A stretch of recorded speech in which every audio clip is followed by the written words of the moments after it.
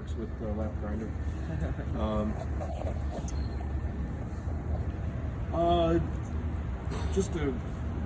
I shared something with Zach, and thank you so much, Zach, for putting up with me and putting me up and having me out here for this thing, because this has been just amazing.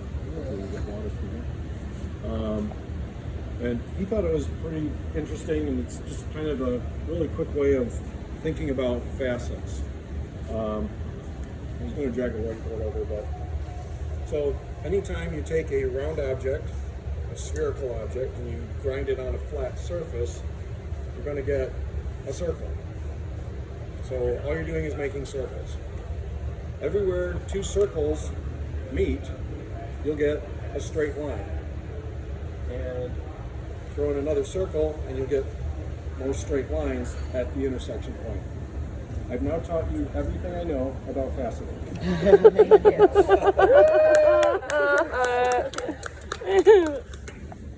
But seriously, that's a really handy way to plan a facet if you're trying to come up with a design or something like that. Circles intersecting makes lines. There you go. So I'm pretty well set up here to start, but I'll show you some of those processes that I go through. The lap dancer is based on a 3/8 threaded rod, so the dops aren't special order from China or anything. You go to Home Depot and these are 3/8 coupling nuts. I think it's $2.50 for a bag of 2, so you can stock up if you're wanting to dop up a lot of things and fasten them later. The adhesive I'm using is not a dop wax. I don't trust it. I use 2-part JB Quick Set epoxy, and I've seen it Quick Weld, Quick Set, but it's the JB KWIK. Like the 5-minute one. Yeah. So, yep, mix it up, put the piece on. I usually wait about 10 minutes.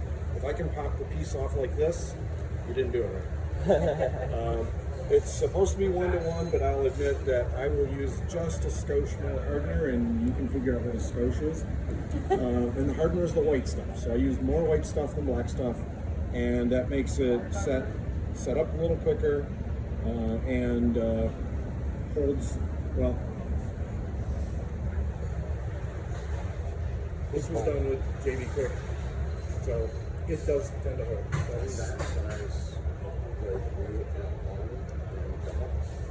Yeah. Although for this one, I will admit, we put a 1/2-inch cut washer with a lot of epoxy, and then we put a smaller washer on top of that with a lot of epoxy, and then we dopped it to the coupling nut. So we had a lot of epoxy on it. I forgot to check on that side, but is that board Georgia? No. This is just floating here. I have a board that I use for presentations, and I noticed this morning that after a couple of years it's actually finally worked, and that's not ideal. The lap dancer base, if you look over here, is just screwed down to this board, and this wheel can move. Hopefully. So, Guys, I think the plan is we'll get a smaller wheel so we can keep this, on a station on the side. It's happening? you can do that. You can also. Yes. Hell yeah. He donated it. This works with everything from a high-tech 6-inch. Some people turned their facetron 4-inch or whatever it is, 90 degrees, and used it. It doesn't matter. And it goes all the way up to the biggest thing that's worked on is a Sergio Vittori's 24-inch wheel. For that, there's actually this arm extension. So this screws on. You lock that down like a dop, and then you dop onto here, and so now you can reach into the middle of the pad of a large wheel. For that, you would have to have some sort of mounting, and however you do it is fine, as long as what this is mounted on is mounted onto the frame of the wheel. The idea there is, if the wheel shimmies, the arm shimmies at the same rate at the same time, so you're not. If you have two different motions at the same time, you'll never get never get a flat facet. So. And look up the price of the pads. Because if you don't need a 24-inch in diameter wheel, and you think you're getting a bargain by getting a bigger unit, it's amazing how dramatically the price goes up. Yeah. So, well, 100 grit diamond wheel. The last time I looked was $1,200. Yeah, I was gonna say it's above 1,000 for 24. I think they may have come down since then a little bit because I they hope so. started making their own. But I mean, down a little bit is $800. So it's a lot of money for a pad, and you need 4. Yeah. So. I have an 8-inch, and I like the 8-inch, and even those are like $70 or something. I have one of these that you use. No. The LP66 I think is around $20. The steel pads, I didn't bring a steel pad. The steel pads are I think $56. The resins are in the mid-30 range. So still but not $800. Big range.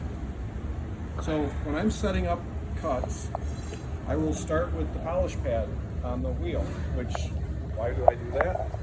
Because this is your best friend in the world. This is a dry erase marker. A lot of artists will put a 1200 on and scuff it. Oh, guess what you just did? You just scuffed it. Now you need to turn it a little bit because it isn't quite right. But a polish pad and a dry erase marker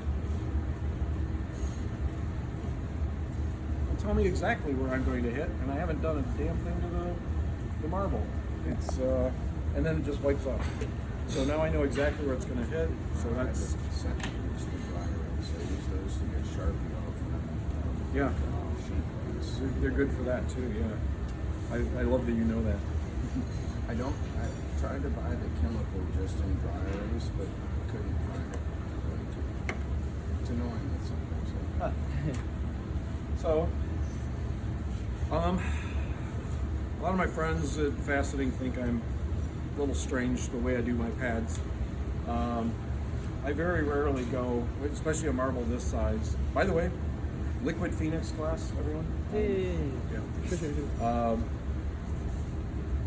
I tend to use a 325 resin for shaping. Then I do a 600 resin for pre-polish, and then I finish off with an LP66, and I'm done. If I go with a steel, it's going to have to be a large piece, so I'm going to be doing a big face or something like that. The pad order, a 325 resin, 600 resin, and then LP66 for the polish.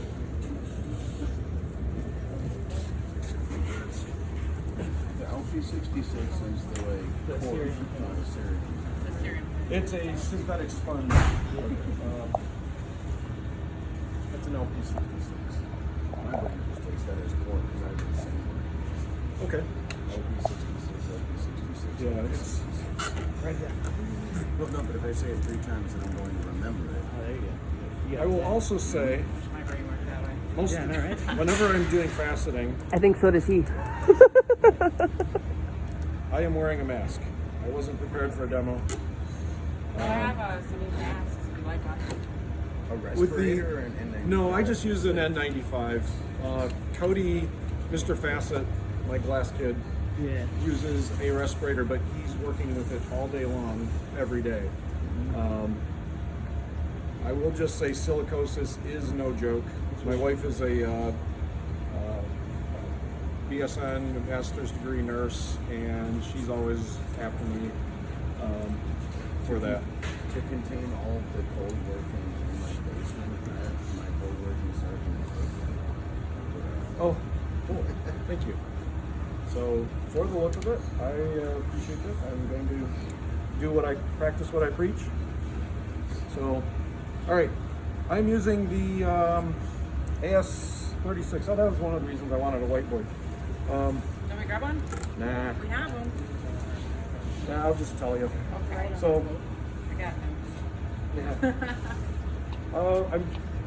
I'm kind of known for a technique I sort of kind of invented. There was a guy in 1964, a Japanese guy that put curved facets on a piece. I didn't discover this until after I invented the technique, so I only sort of invented it, or rediscovered it maybe. But he put curved facets on a piece and died without telling anybody how he did it. I think in 1975-ish, somebody else did it and never told anyone how they did it. Rude. I figured out how to do it. Those were all done by hand. They're very simple. I figured out how to make the lap dancer put curved facets on a piece of glass. So those are one single long facet, and because it's a machine, a jig, you can actually do really intricate patterns. So I have a pattern I call starfish, because I name everything, because I just do. Starfish will have arc facets to the crown, and then statics between them, and then a row of statics offset around the base to clean up the bottom of the piece. It goes pretty quickly. It looks really interesting, and it'll show you both. I call traditional facetings. I call static facets because my arc facets are more dynamic. It'll look really weird, and it takes a little work to clean up, but I'll show you the technique, and then you'll see a pattern that incorporates both arcs and statics. Any questions before I take off? Are you saying that you're creating little lenses, like it's concave? Yes, it is. And you're gonna tell us how to do it? I'm going to show you how to do it. Yes. Thank you, Steve. In between the 325 and the 600, in between 600. I see that too. I was gonna ask. Thank you. No. I've never ultrasonic cleaned my pieces. I sometimes will rinse it off with this, and I stole some paper towel. Do you ever use a Sharpie to color and to see stages? No. I do use Sharpie to, if occasionally when you're polishing, or when you get to pre-polish and go to polish, and this happens on all wheels, happens on mine, there is like an edge of milk that you just simply cannot reach for some reason, and you can sit there all day long and you might cut half of it out and you'll waste an hour. What I've discovered is if I get some milk on an edge, I'll just go on. Some of the time that'll get drowned out by the next facet layer. Sometimes it doesn't. So when I'm done, I will take, and maybe we'll have the opportunity here, we'll see. But I will take the piece off the arm, leave it on the dop, and then I'll use a Sharpie to highlight anywhere there's milk, and then I'll hand polish out. And I know I did it, nobody else knows I did it. It looks fine. So, By milk, you mean like unpolished surface. Yeah. It's not scratched, but the 600 won't gotta hate. polish out. Yeah. So it happens. All right. and by hand polishing and turning the machine off? And No. Using like grit. Wheels running. I hold the dop. There's Oh, it's specific ways I hold the piece because I have shot pieces across the room before. Yeah. It does happen. That is the benefit of the rotating, just what's the side. So I'm going to get started. These are going to be arc facets. I'm going to be doing 5 arc facets. I encourage you to push people all the way and see what the hell I'm doing. Do you mind if we stand behind you? Not at all. That's perfectly fine. Over the shoulders and best you think. That's why I'm here. And then Is there a lot of math involved in trying to figure this out? yes, but I've done most of it for you. Right, that's right. You said a book, right? Well, I have manual. a fundamentals of faceting document, but I also have something on my website, prismware.net, .net, called the faceting calculator. Okay. And you go on there, you say how many tiers you want, 1, 2, or 3, and then you tell it which angle selector you're using. I should talk about angle selectors for just a minute. I invented this because a friend of mine wanted to do faceting, and after he explained to me what faceting was, I invented this machine. And it wasn't until he said, you know, this doesn't exist, you should sell this thing. And I was trying to come up with a name for it to sell it under, and I Googled Facetron, because that sounded like a really good name. That's when I discovered the whole world of Facetrons and Ultratechs and Graves and Amera, blah, blah, and whatnot. I had no idea. So this was done completely out of my head in a way that made sense. And there's a lot of similarities to other machines, but there's enough differences that I was actually given a patent on this. So if you're thinking about patenting something, it's going to cost money and take longer. Hire a patent attorney. Yes. But the big difference between the lap dancer and everything else is everything else already knew how you're supposed to do it. And I didn't. So I never had heard of index wheels. Index wheels are non-intuitive as far as I'm concerned. They've been used for a few hundred years. And an index wheel is basically kind of something like this in some format, but it's divided up into a set of stops or indexes that have been predefined for making specific patterns. So there's an 84, a 96, a 102, a 106, and those numbers represent how many stops are on the wheel. And so you go buy a book that says a princess cut is go to this degree on your face and then go, you know, cut these indexes, 1, 17, 93, you know, whatever. That's not intuitive, so I didn't just think of it. So I invented angle selectors. And an angle selector starts at 0 degrees and uses a set of angles of a circle, or degrees of a circle, to divide up the angle selector. So the AS30 is based on 30 degrees. It's good for 6s, multiples of 6. So 0, 60, 120, 180, 240, 300, and back to 0. So there's your 6 cuts. In order to get the offset to the 30, the angle selector has notches every 15 degrees. So you can get 24 cuts out of this, and you can come up with patterns again based on 6. The AS45, same thing, 45 degrees, half of that's 22.5 degrees. So this is 4s, 8s. And those two come with a lap dancer.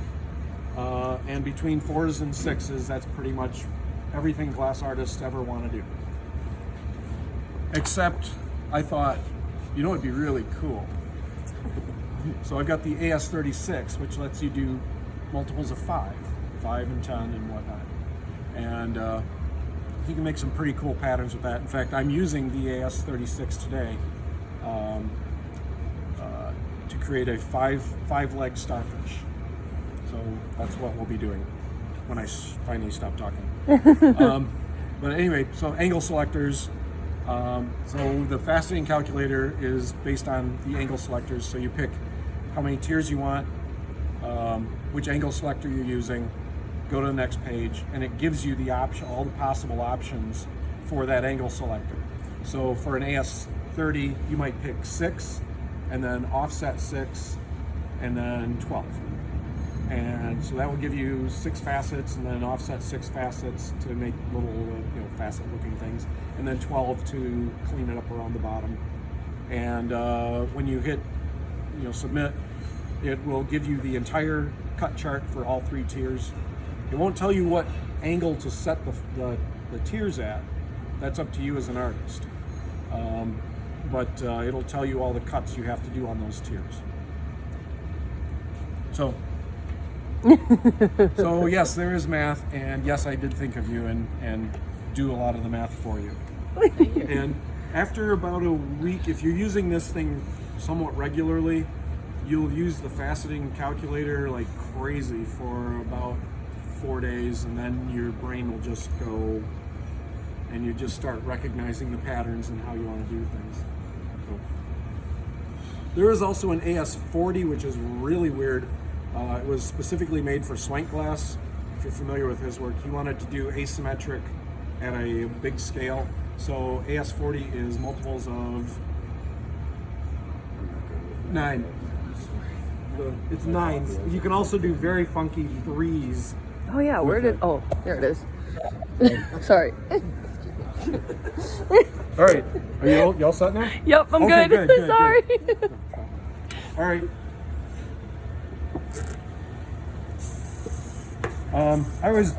The first time I'm using the pad, when it's dry, I'll run my finger across, make sure the water's across there.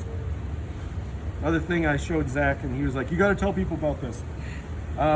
These pads will collect glass dust. Cerium is everywhere. These pads will turn white. White is not good. White means that your diamonds are full of gunk. And there's lots of ways you can clean it, and people like steel brush. No. When you're done with a toothbrush, put it next to your lap dancer. When you turn your wheel on, take your toothbrush, go from axle to hub a few times, scrape all that gunk out of there. The more you do it, the cleaner your wheel is, the longer you'll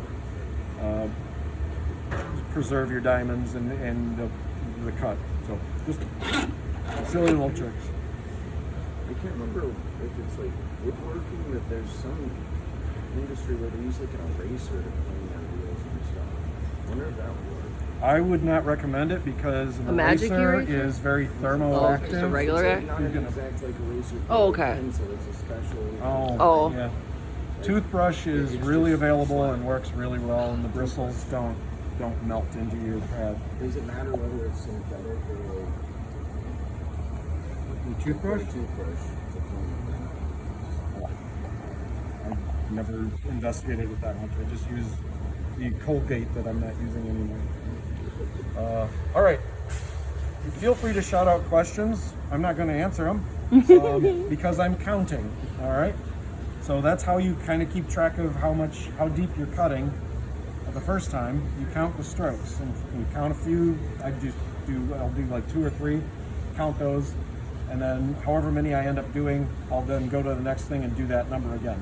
So feel free to ask questions. I'll try to remember them, or Zach over here will answer them for me because he loves public speaking.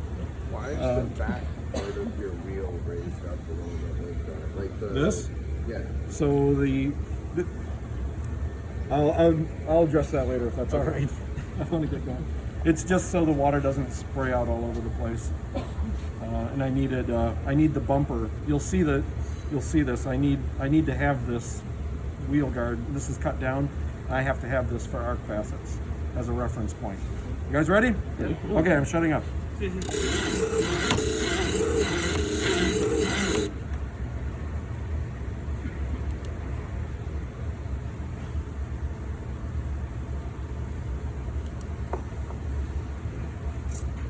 am going to drop down just a little bit.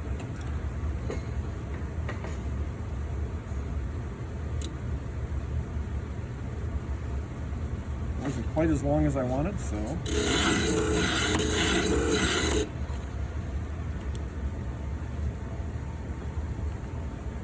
be all right.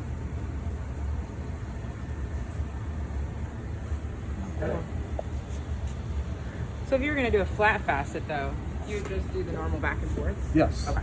Yes. It's one of the kind of cool things.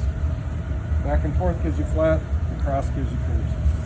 All right, so now I'm changing this to 72 degrees.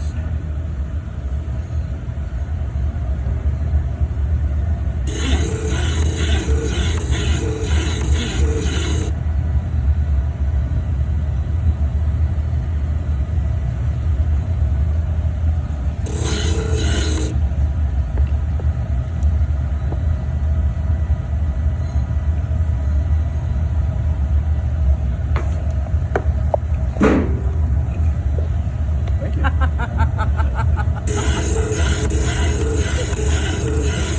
Apparently, I need to go back to sleep.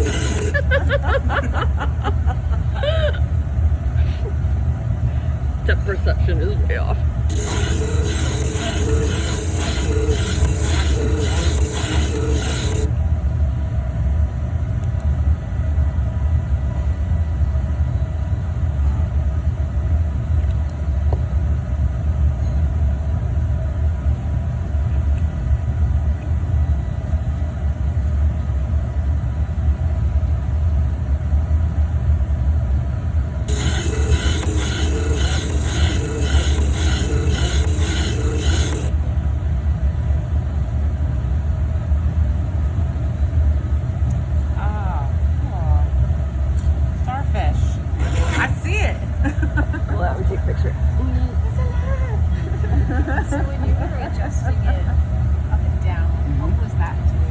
was increasing the length of the angle, so I was lowering it down so I would reach farther out here and get closer to the equator. So then that cut and that grind is going to be longer. Yes, yes. I probably should have made it longer yet, but it is a demo. We will survive.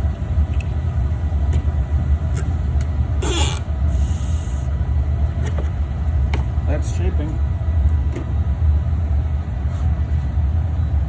I do think you should still run that ad again of by the to save your nails. Yeah, I've never run it. It's always been kind of a joke.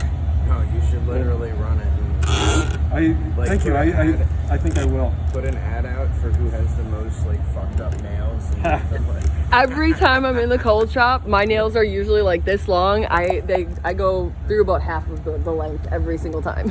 What he's talking about is I actually this one. Yeah. Yep. Right I there. actually thought of an ad at one point and I've never run it. Lap dancer faceting jig because your nails matter. When you said it yesterday, I thought you were serious. It's hard for me to tell when someone's being sarcastic. It's usually when I'm talking. Well, I'm not gonna remember that.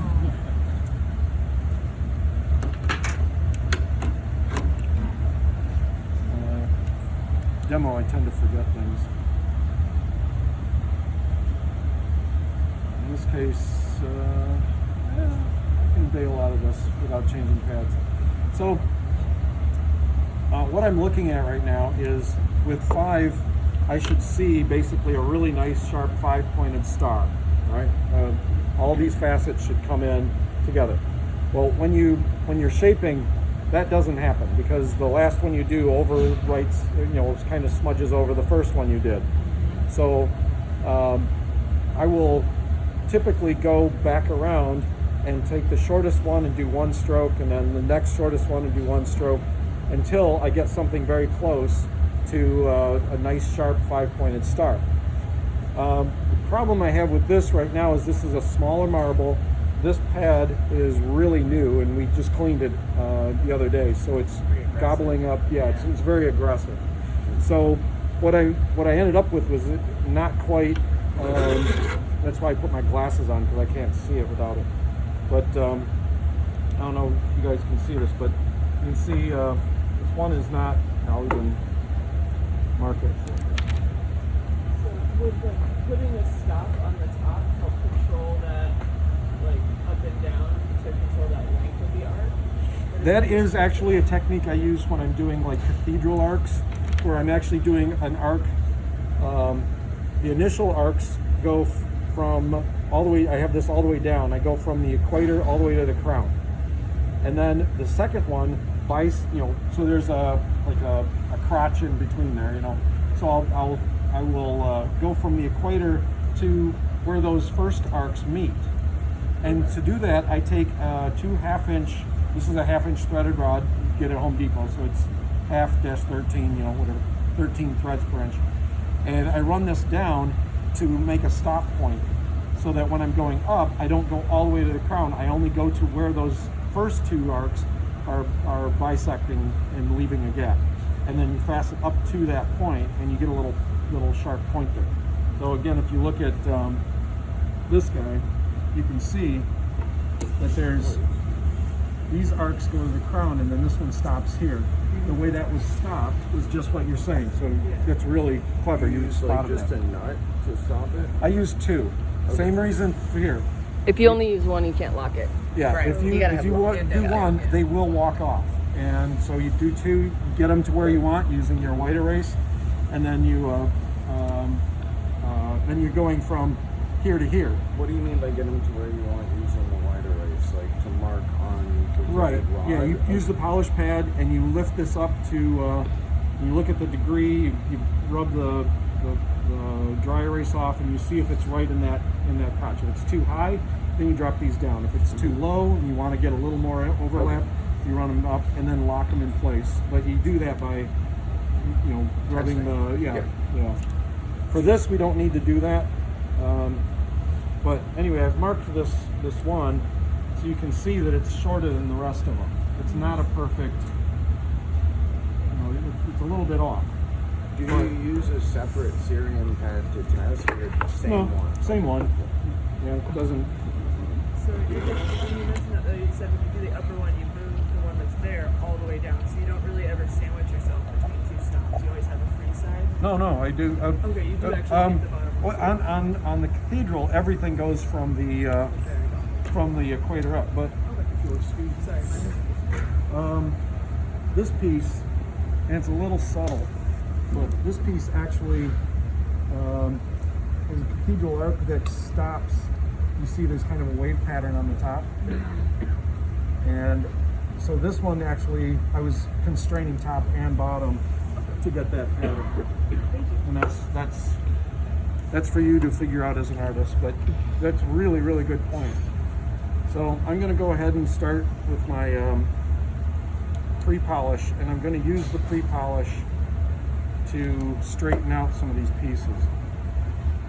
The degrees on the on the angle selector are opposite of where you're going to be cutting, so it's not always intuitive which way you want to turn if you're looking at the degrees to get to a certain facet. When you start playing with it, that sentence will make sense. Until then, just believe me. So I'll put my thumb on the facet I want to cut, and then I'll rotate it that direction, and then just go to the nearest angle that's correct. So now I'm going to start with this angle and see if I can pre-polish this up and a little bit over to make that more of a star.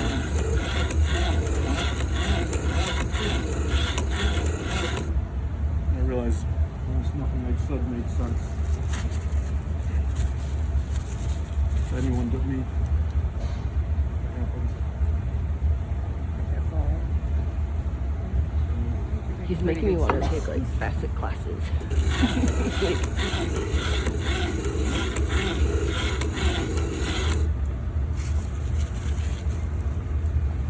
High-powered flashlight should always be next to your wheel because it will show you things like this.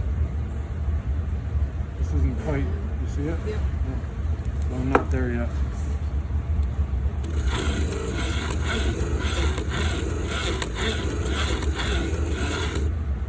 Skill testing question. How many strokes is that? 15.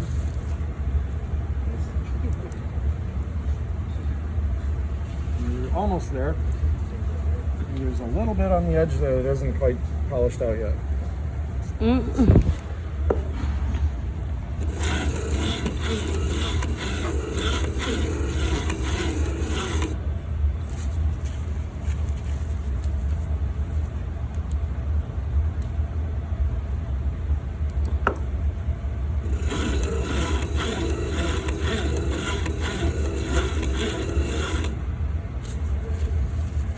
And yeah, it sounds like I'm really, really wearing out these things on the lap dancer.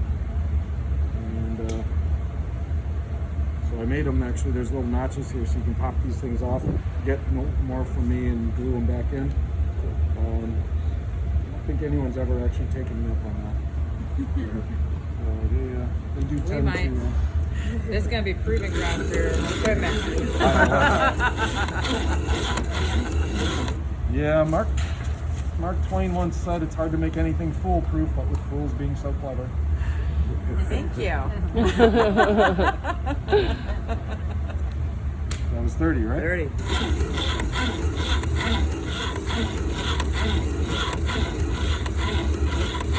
And the rod we can just replace.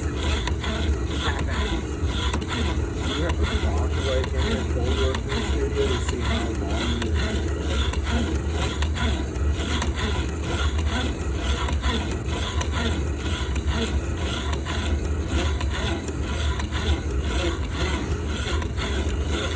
No, I just don't invite guests.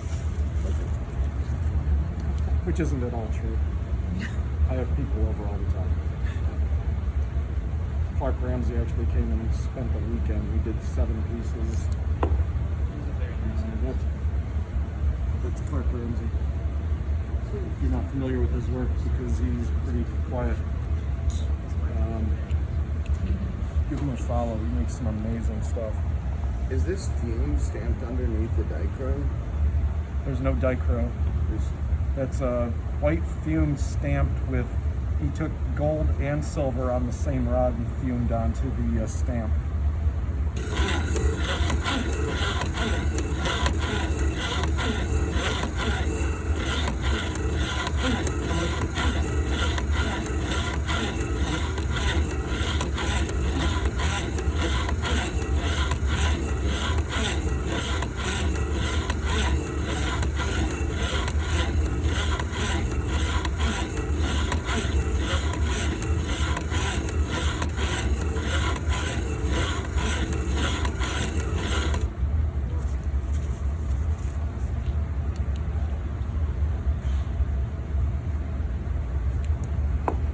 There's still a little bit here, but I'm going to go around and do 30, and then there's invariably going to be cleanup to get points in, so I'll get it all cleaned up. Who's the artist that made that again? Art? Who's the artist that made that piece again?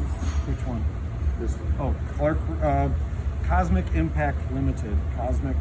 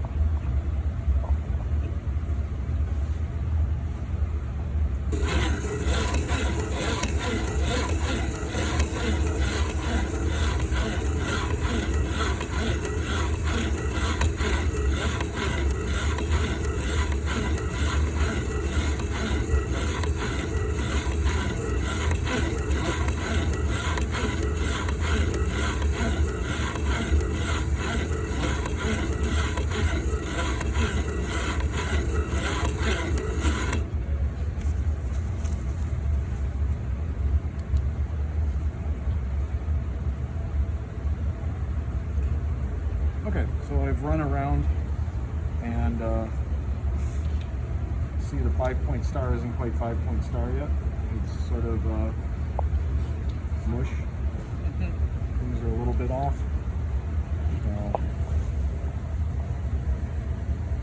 That's perfectly fine. That's exactly where we think we would be at this point. So now I will kind of pay attention to what's worst off and address that.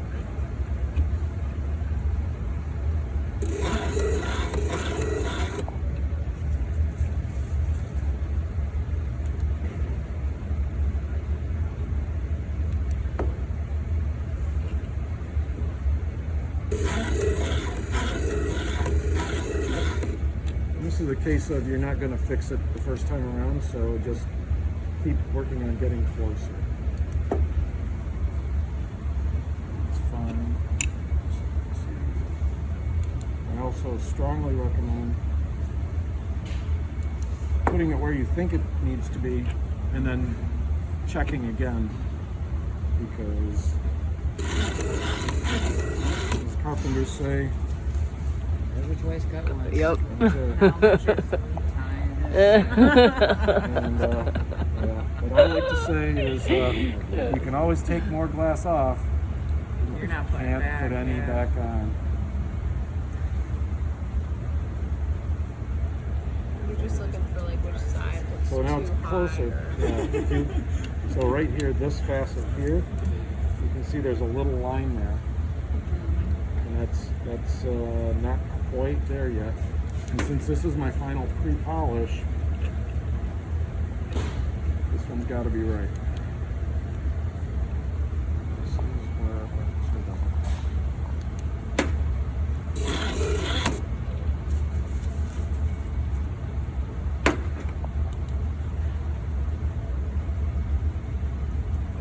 Better, but this one a little bit. So I'll put my finger or something here, and I'm going to rotate to where my finger is down, and then look at which degree is closest to that.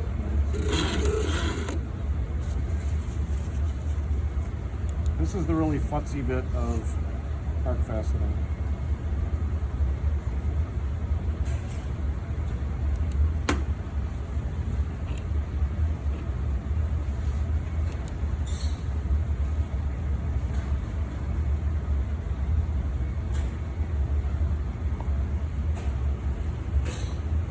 Zach just did his first one, so he can attest to this. I was just literally wondering that in my head. Have you been doing this? Does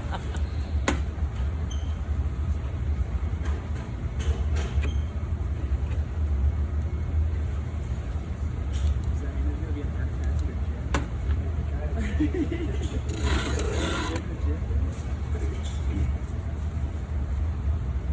Gymception. I actually did do one of Zach's pieces that I did has it's a gem.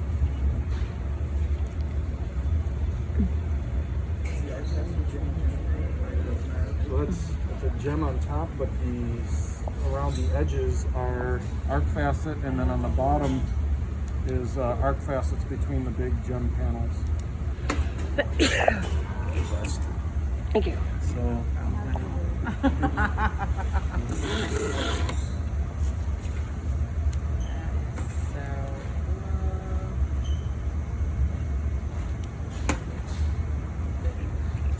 The little yellow at the very end of it. it's a fumicello on the end. Oh, okay. So when you look at the top, you see the fumicello break up, but the edges, the arc facet distorts it, so it actually looks like you're looking at the sun with the corona around it or something. Nice. Oh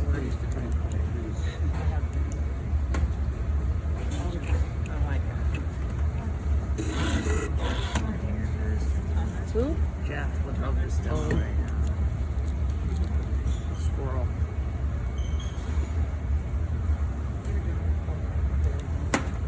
I'm starting that one. Yeah, this is like 20 years ago. All right. I might keep working on this if I were doing this for something else, but actually, I think this is actually pretty good. So you look right at the center, and you want to see that 5-point star. That's what you're going for. Can you shut the light off for a second? There you go. Yeah. My phone's like, I don't like that.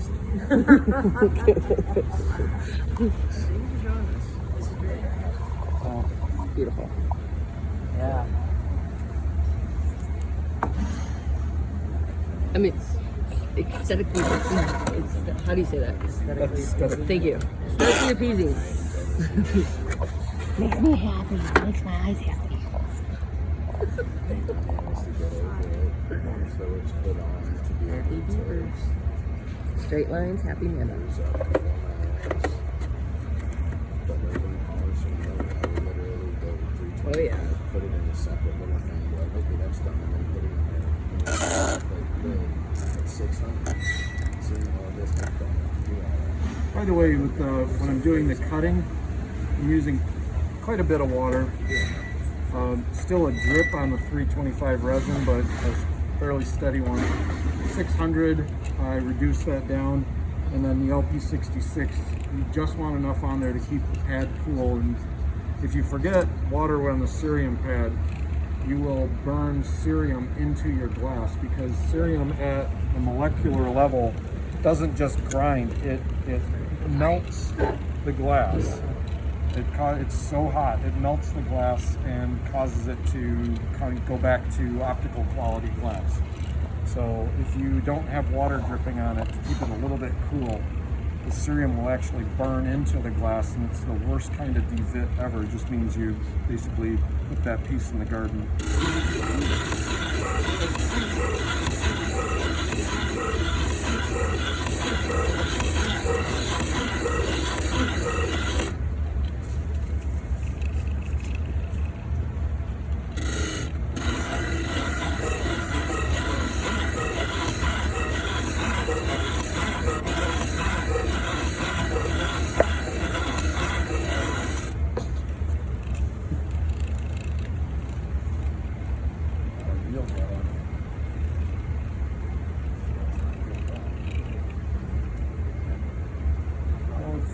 demos.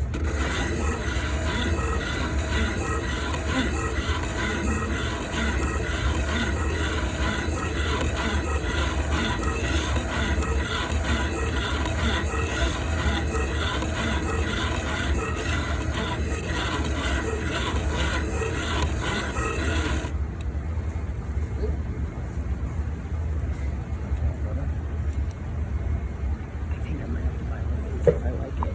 I gotta try it first. Really kind of, I don't know why, but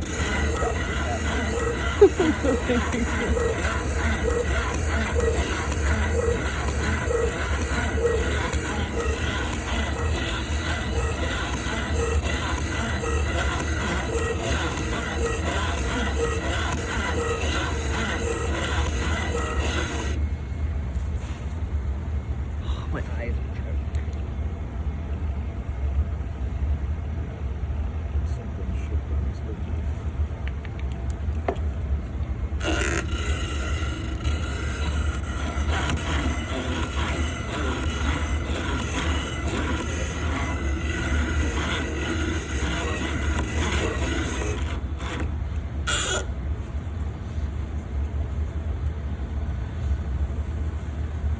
I'm having trouble getting edge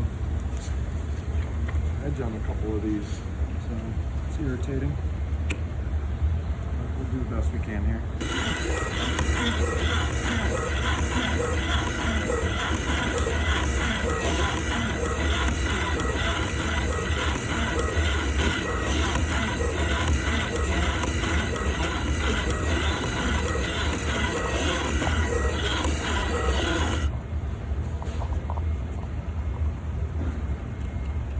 It's all the same issue.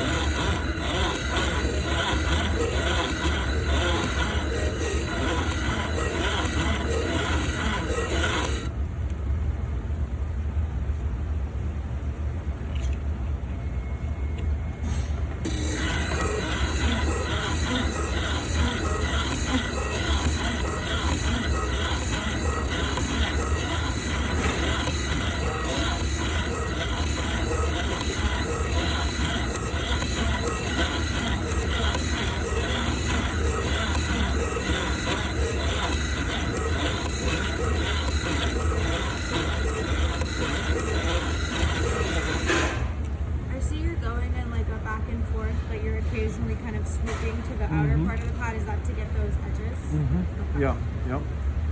And Is it working? we got one done nicely, and the rest of them have a huge shadow on them, which I don't know if I bumped the wheel. Sometimes if you're changing pads, or when you change pads, you put this wheel on, you can move the wheel a little bit. And Out of the position you want it. yeah, which is a little bit irritating. So 4 of these I'm annoyed with. One of them faceted out really nicely. Welcome to cold working. So I can keep trying it. What's that? Is this your wheel or? No, it isn't. I wasn't prepared to do a demo, so I'm using Zach's wheel.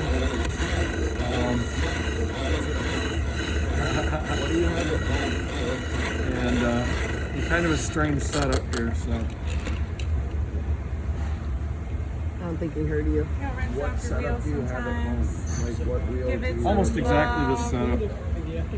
She's In fact, I working brought so my hard water for ring you. Like, because it doesn't have a cut on it, but it's slightly more cupped in, so the wheels were getting stuck on it. So,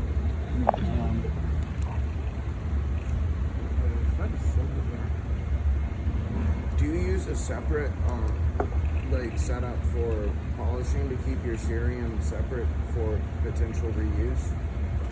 no, you can't reuse cerium because Damien reuses his cerium. does he? Yes, he does. Wow. He has a separate setup for.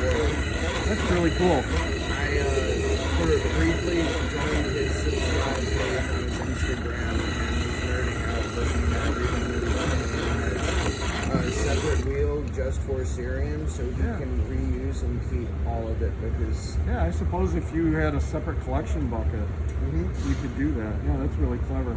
I hadn't thought of that.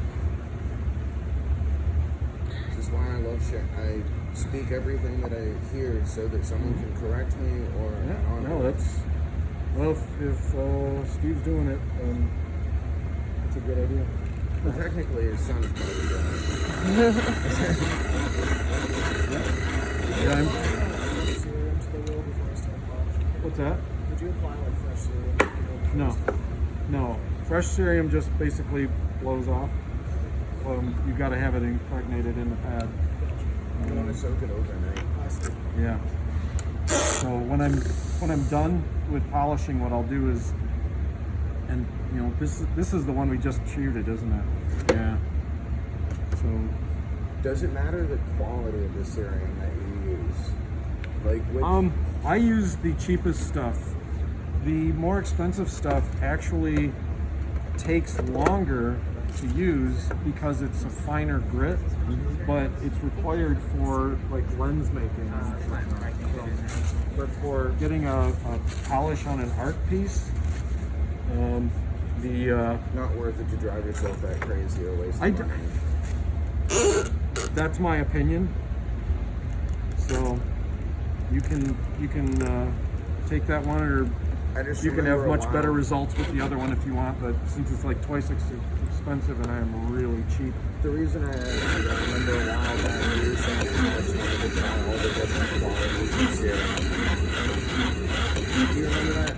Yeah, I don't think there's, for me, I just always like asking to be like, I figured you would be the one to know better than anyone when it comes to polishing. the person to ask is Mark Bollock. yep. And he's actually, you don't even have to ask him because he's written a number of articles on the science and use of cerium. Mark Bollock. Go to Glassworks. his Glassworks. He's the CEO of his Glassworks, and they have a articles section, and you'll probably find it there. They have so many resources. It's crazy. They're awesome. I Yeah. buy everything from them. I'm so happy to shill for them. Oh, his And then- Glassworks. So this is a complete mess, and I apologize. But I'm going to move on because I have a 10-hour drive today. And Oh my but goodness. we're going to go back and Oh, you you'll- gotta grab safety glasses from right in front of the door before you come in the studio. They might be on the soda machine. Okay. Do So- you use a face shield when faceting? No, Or just safety? no. Okay. I wear glasses. I'm contacts, and then I have every kind of eye problem there is. So I wear these. So it's really irritating, but you'll get to see me hand polish. So sunny side. Okay, so we're gonna go on to. Everybody loves watching hand polish. Oh, it's a delight. I'd rather watch somebody hand polish than hand polish. There. All right, so we're gonna line up the next cut and just keep moving. So maybe this won't be the demo piece that sticks out in your display case, but maybe it will. Who knows? So we're gonna find out where we're hitting first off, and I'm also gonna move the wheel out.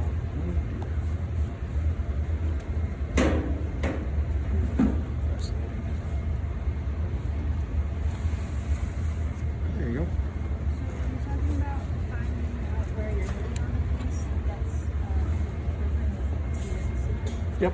So I'm going to move to the next tier, which in this case is going to be where the two arc facets bisect. I'm going to put a facet right between those. So I want to see where I'm at, and so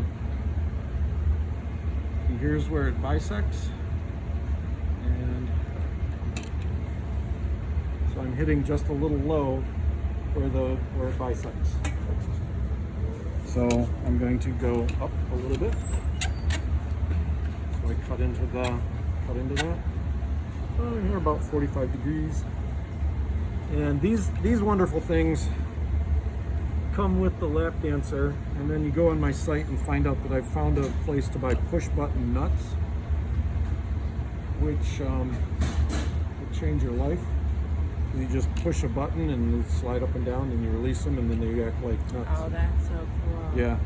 So instead of spending half of your life twisting these little things to go up and down, It's like the difference between a clamp and a nail. So by push button nuts, you're talking about like stomps, right? no, they're literally It just makes it so that it doesn't engage the threads, so you can move it up and down.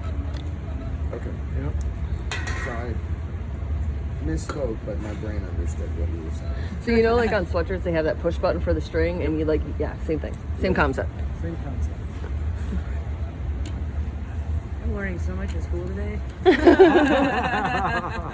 brain's learning so She only much has that one I thing in her can slowly notepad. waking me Don't up. do fastening. Oh, she's a cold working queen. No, I've been 19 years in glass, and this just like I can see this saving years of my life of future cold working And nails. and nails. Yeah, I keep those short. Yeah, save those for You chewing. don't feel things properly if they're too long. Alright, so we're gonna put our first static on here, and I like that tasty. I want my nails to touch things before my fingers do.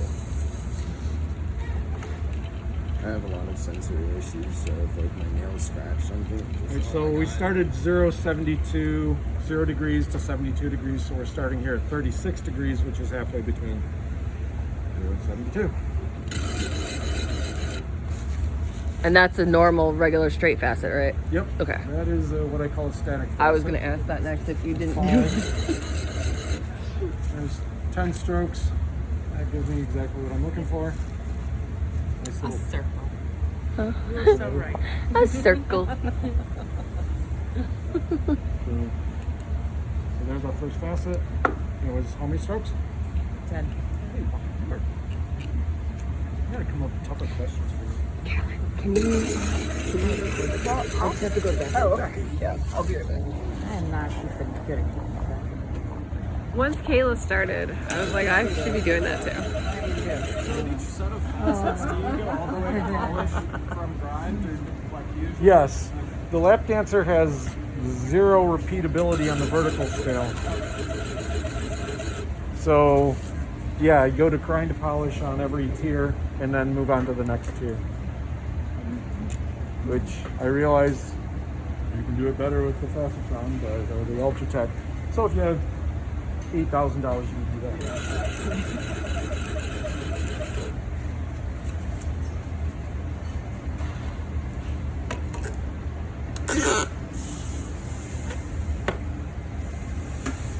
I love magnetic pads. If you have bolt-on pads, save your life. Get them flattened and rebuy all your pads. Sorry.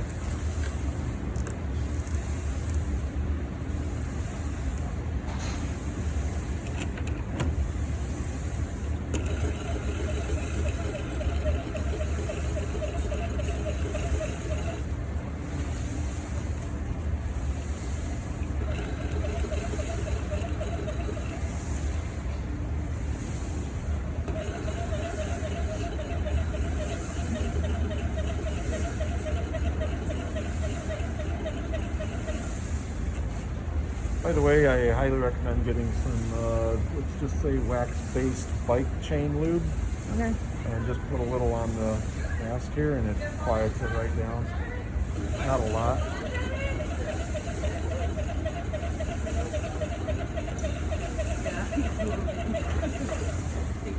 You're welcome. I gotta get ready for class. Thank you so much. Oh, thank you for coming out.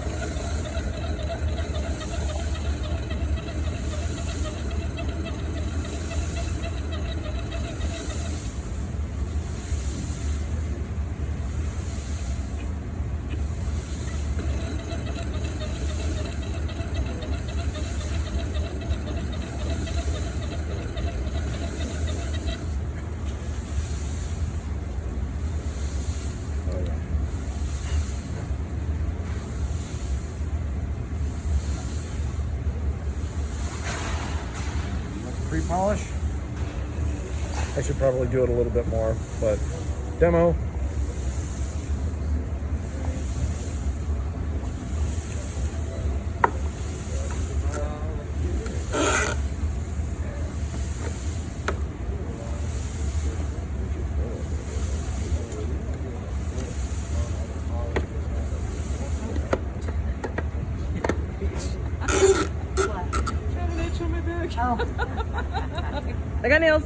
Come here.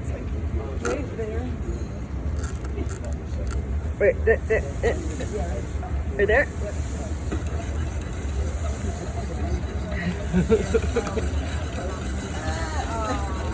Oh.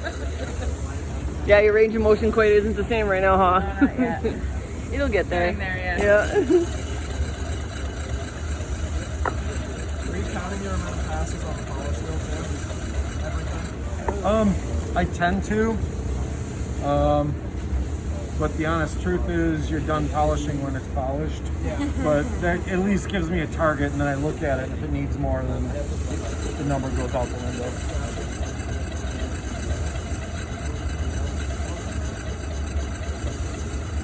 Is there a reason you took the first set of facets to polish before starting this round? Yeah, you have. Yeah, there's no repeatability on this. I mean, there's no. I mean, this gives you some general idea. This is moving. Oh. It's all moving together. No, it isn't. Sure I don't know. Is this your board? Yeah. No, no, the wheel is off balance. So, thank you for catching it. That's.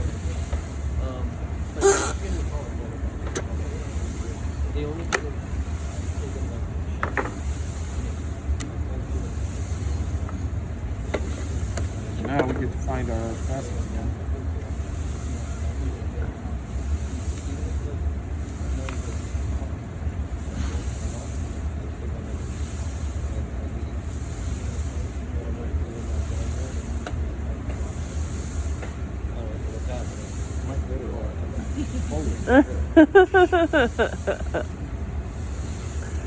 What were you trying to find there? This wheel is not cut straight, and I had it up too high, and so while I was looking at it, it walked off. The wheel actually walked away. Now we get the lines.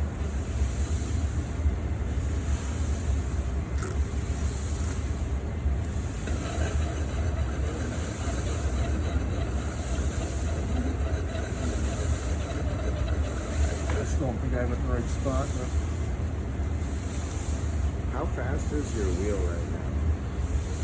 about 3/4 of the turn, which trying to remember what. I actually put an RPM gauge on this to find out how fast it's going, and I forget what the numbers are now. You put an It's about RPM 2,000 gauge on RPM, and I yours run at it home? about 1,800 RPM. Do you prefer to change the speed as you go through the polishing? No, not really. I tend to run it all the same speed. If I'm hand polishing, I tend to turn it down a little bit, just so when it goes flying across the room, it doesn't smash. But that's just personal preference. All right, I don't know how, but yeah, that's the crap from the last time. Okay. But that's polished out, so there you go. Second tier done.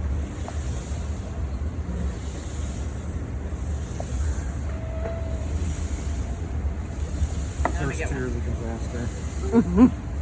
Is that larger shadow from the first? Like, Yeah, yeah, that was the part I couldn't get out on the first one. So we're gonna get to see a lot of really cool hand fastening because everyone wants hand fastening. All right, so now we need to drop down. That was at 50, so it's probably gonna be in the range of 30. 35, somewhere in there. The wheel on purpose this time. Dry erase. And we're gonna run over to 18 degrees, halfway between 0 and 36. And there you go. Go up just a skosh.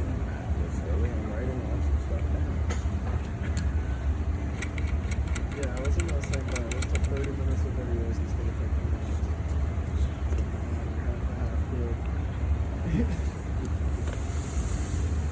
All right, so that's where we're gonna hit.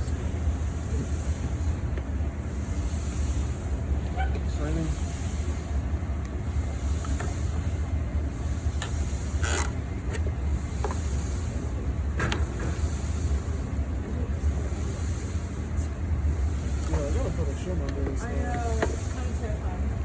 helping move it earlier and the leg fell off. And that was kind of fun.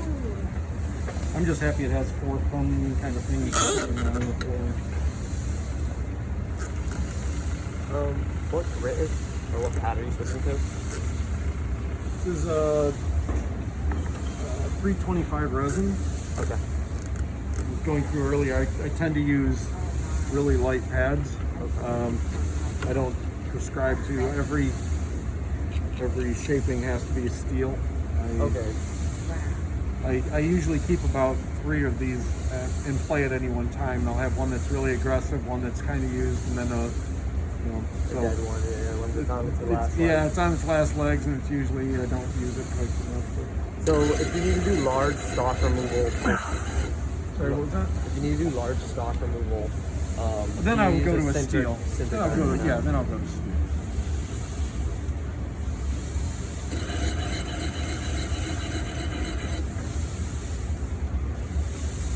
Are we doing a third set or just fixing the last? Third set. And I think I did too much, but whatever.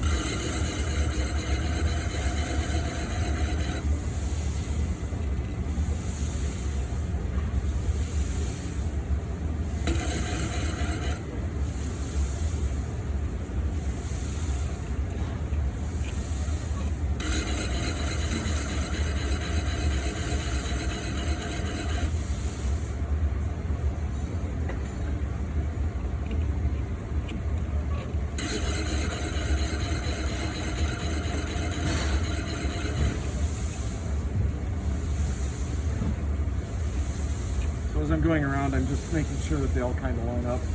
They're all about the same size.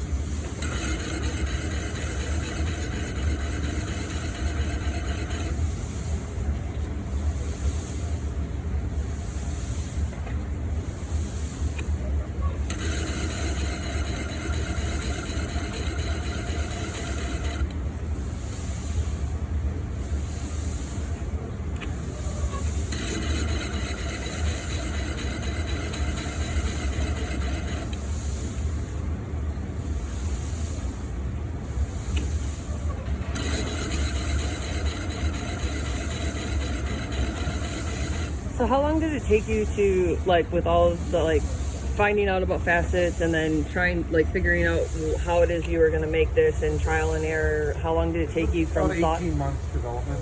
Okay.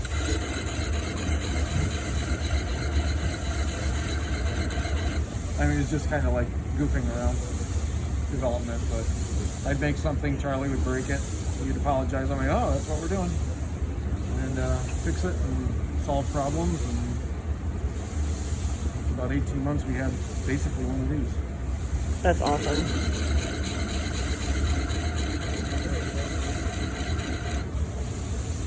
And how long have you had this made for? I introduced this in 2018. So, maybe not 100% the way I thought it was going to come out here, but that's where we're going. So, and then nobody wanted to buy it. I introduced it at Michigan Glass Project. In 3 days, I did 53 presentations. And yeah, Paula at the end of it, it's like just looking at me laughing. I'm like, what? She's like, how are you even still talking? But no one wanted to buy it because who am I? And it wasn't until October when his Glassworks picked it up and put it in their catalog for 2019 that it actually started going. And then people started assuming that since I'd actually made this thing, I knew everything about faceting. So I was getting questions like, why isn't this polishing out? I heard somebody say this thing once, I'll tell you that, but I don't know.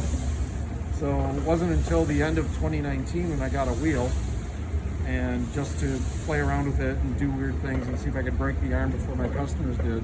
And then arc faceting came along, and I started working with more and more people, and hi. See you.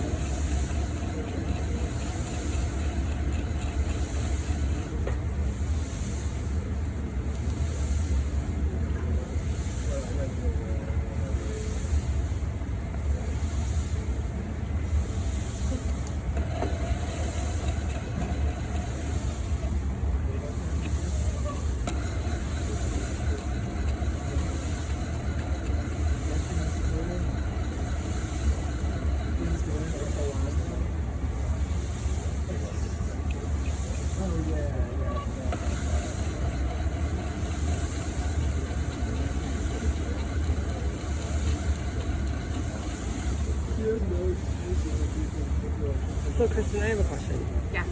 I've been trying to wrap my head around possibly doing the shape of a heart, but not like having it pointed like on the very bottom, have two flat sides.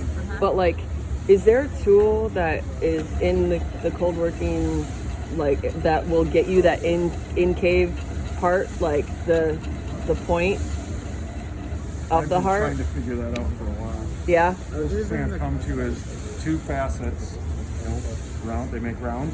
Yeah.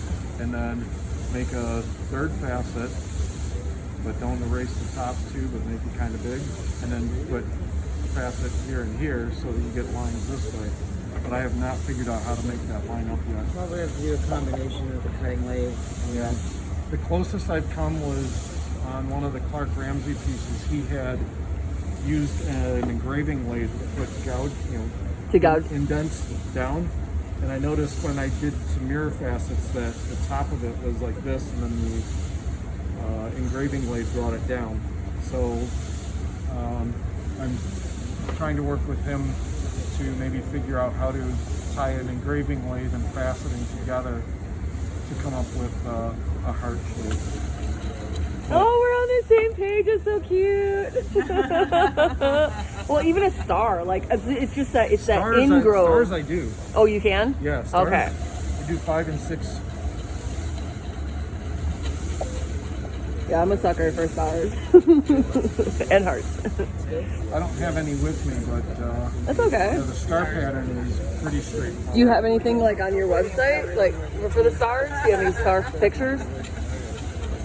Yeah, I'll definitely have to check it out. I did grab one of your stickers. Yeah, on Instagram you should be able to find. Oh, I don't have IG. Yeah, if she's gonna post, I do hashtag IG Free Spirit. Yeah, IG Free Spirit.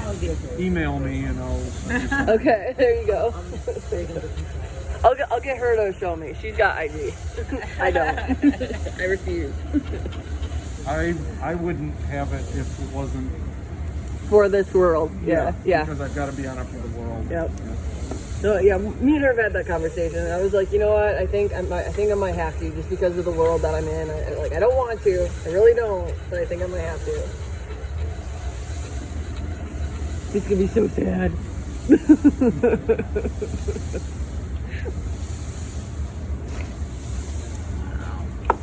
Super fun. So efficient.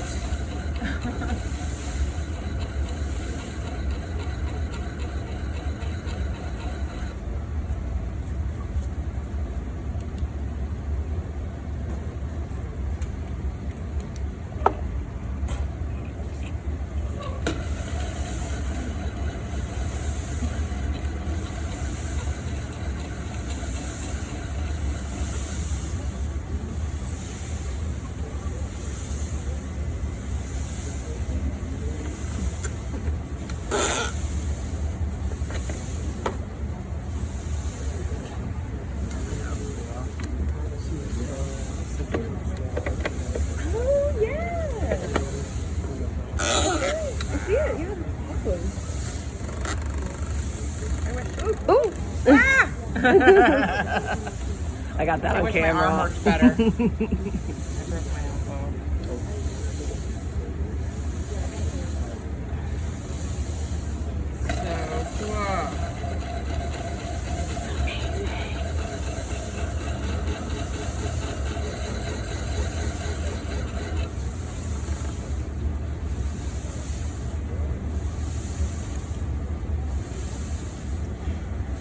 Another thing you can do when you're setting up a cold shop, one thing that's really helpful is like a diffused LED light bar.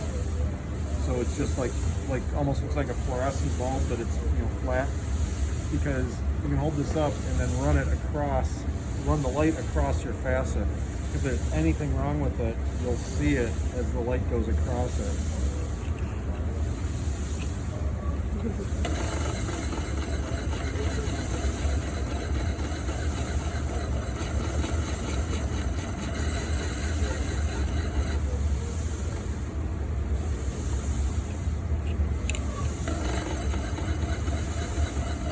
In case you're wondering, most people do not facet this way. Yeah. I'm just not that patient. I was doing it on the left Most wheel the people other look at me day. like I'm just completely insane. So if that's what you're thinking, you're not wrong. No. The only thing I noticed is there's a little bit of play in the arm when you go Yep. that fast. So. It does not matter. Okay, cool. It does not matter. I believe The process works. People that come from an Ultratech or a gem machine background, it drives them bonkers. I had one guy replace this 2-foot with a 6-foot threaded rod, which is perfectly cool. I'm fine with that. And then anchored it to the ceiling. Nice. Awesome. Rock on with your bad self. But results are results. So. Clearly did something right. Are you going to do the Hope Diamond on this? God, no. Please don't. No. But it would still come out. How many facets are on the Hope Diamond? I don't know either. That's why I asked. What's that? I said, how many facets are on the Hope Diamond? Wasn't that one like recut by a couple different monarchs? I think,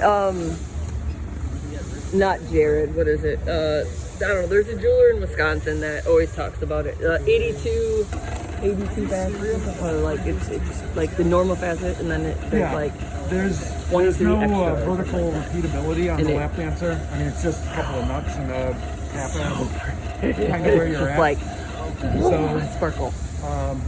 It's grind to polish, grind to polish on every tier, and then move to the next tier.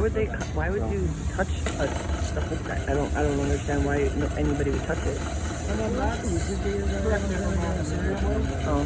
This is an LP66 that is sadly in need of treatment, but I mean, this is. I'm sure there was this is some how like effective this pad is. gazillionaire was just like, you know what? I'm gonna buy this thing and I'm gonna tough it up. We because I have just money." treated these, and they're not quite up to snuff yet, but I'm still done with that tier. Hey. Oh wow. Come on, focus. There we go. So now what we are going to do is that is basically the pattern. Just take these wrenches I stole from Zach's bench. Thanks, Zach.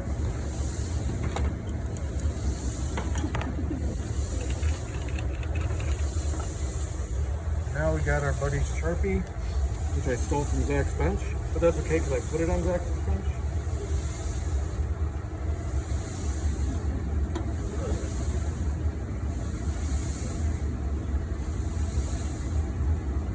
And these places that I was having trouble with, I'm just gonna mark those. Those are the imperfections that you're finding with the light that you're marking? Well, we had trouble with the first tier. I think I bumped the wheel at some point.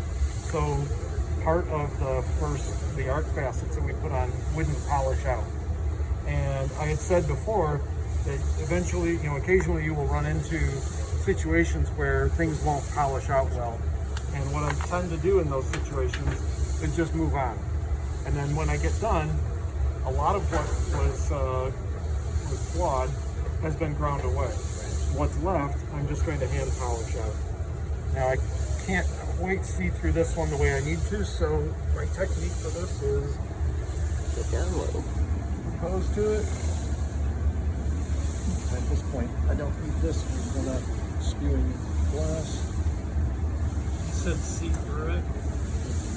If it's a clear piece, when I do these marks, I can look down so I can stand over and then move it until I see the ink disappear, and then I polish out at that point.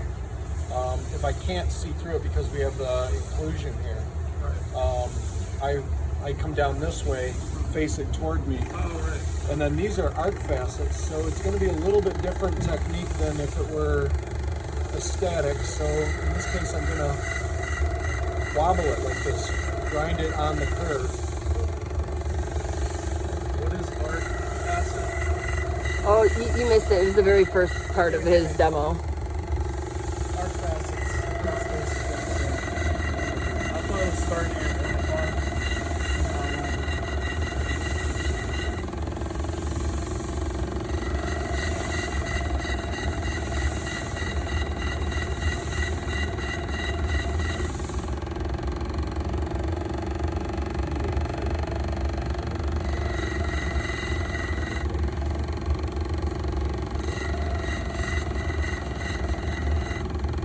One of the cool things when you're arc faceting, when you're on the facet, or when you're hand polishing, I should say, when you're on the facet, it sounds smooth. You hear the difference? Mm-hmm. That's how you know you hit the end of that facet. So you don't want to go too far that way, or you'll end up looking like you're lame when flame polished.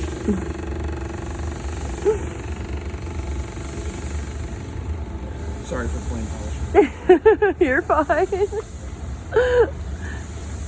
I actually have customers that flame polish that you would never know. So I asked them what their technique was, and to share a secret, low heat Bunsen burner won't burn the edge off, because I can look at a flame polished piece and tell it's flame polished because it doesn't have the crispy edges that you get from a cerium polish. But he uses a low heat on a Bunsen burner, and it comes out really, really nicely.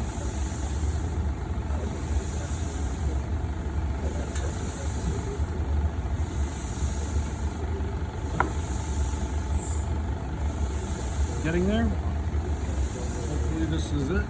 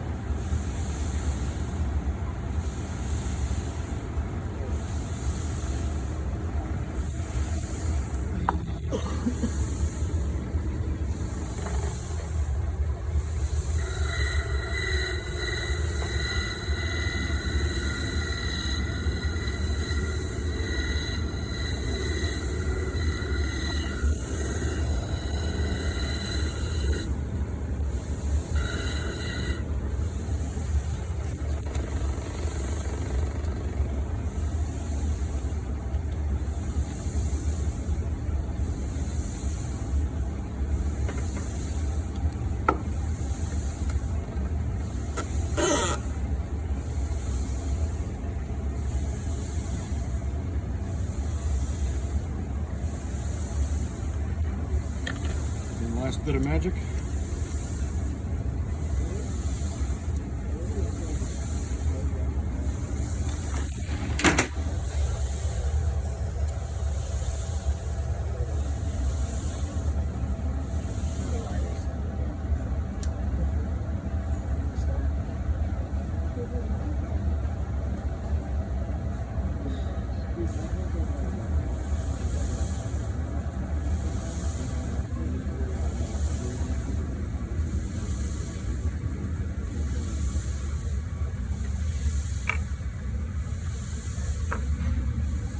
Hey. Alright,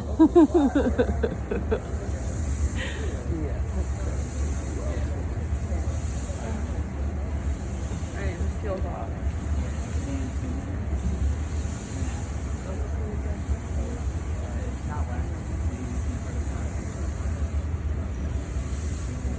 JB Wells. JB Quick. Cool, JB Quick.